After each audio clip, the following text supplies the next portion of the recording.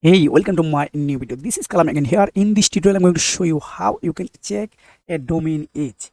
It's really simple. So first, you go to google.com, then search DAPA checker.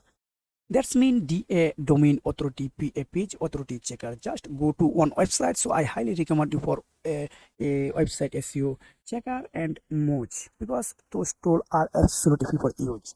So I'm going to first website, then enter any URL if you want to check.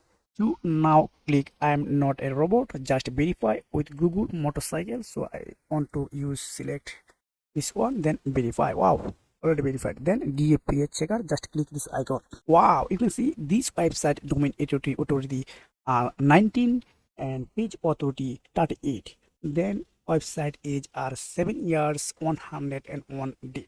It's really amazing, right? So if you want to more videos type of, please subscribe the channel and like this video. See you again, take care, bye.